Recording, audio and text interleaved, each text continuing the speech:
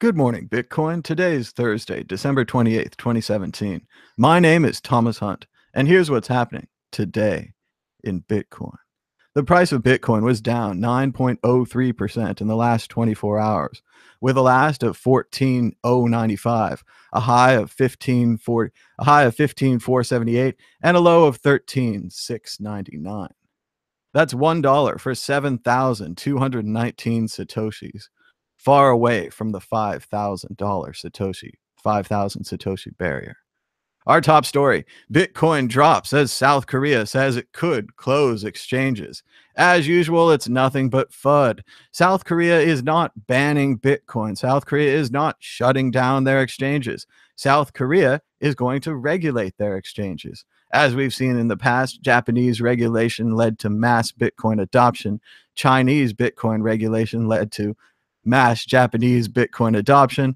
And we can assume that South Korean Bitcoin regulation will lead to mass South Korean adoption. It's not a bad thing. Israeli regulator seeks to ban Bitcoin firms from stock exchange. More attempts to stop Bitcoin and cut off the future of currency, this time from Israel. Former FDIC chair: Bitcoin policies shouldn't feed the frenzy. The former chair of the U.S. Federal Deposit Insurance Corporation, the people who insure your checking account up to $100,000, an idea started during the Great Depression and World War II under FDR, has warned people that Bitcoin shouldn't be banned just because it doesn't have intrinsic value. What's nice here is she says, instead of making its own value judgments about Bitcoin, what government should do is first make sure our policies don't feed the frenzy. Interesting. I wonder if they're capable of acting so strategically. Internet Archive gets $1 million donation from Bitcoin Fund. Congrats to the Internet Archive and hats off to the Pineapple Fund. The Pineapple Fund, an early Bitcoin miner who somehow ended up with $100 million or so, has decided to give away around 80 million of it. And he's giving it out to the best things ever, like the Internet Archive and several other great internet charities. It's really exciting to see Bitcoin's values come out this way. Congratulations to the Pineapple Fund. A great support of the Internet Archive. Ice Tea Company changes name to Long Blockchain, increasing their stock by 289%. That's where we are today. The Long Island Ice Tea Company changed their name to Long Blockchain. And while their product has nothing to do with the blockchain or Bitcoin, their stock went up 289%. Just a crazy story. John McAfee: urgent, my account was hacked. Twitter has been notified. The coin of the day tweet was not me. As you all know, I am not doing a coin of the day anymore. And this is probably why it's not a good idea to do a coin of the day in the first place. John McAfee said a little while ago that he was going to do 1,000 days and a new coin each day, and he'd talk about the pros and cons. But as we all know, everyone knows the pros and cons. If you have a bag full of the coin, it's all pros. If you don't have a bag full, it's all cons. And it's very likely that this would have been continually manipulated as the price of McAfee's coin would jump and then fall. The hackers thought of a better way: hacking McAfee's account to promote their coin. Clever. And again, McAfee, the security professional, was hacked. This is ironic. This is Ripple before the Coinbase ad. Presumably, Ripple has been added to Coinbase.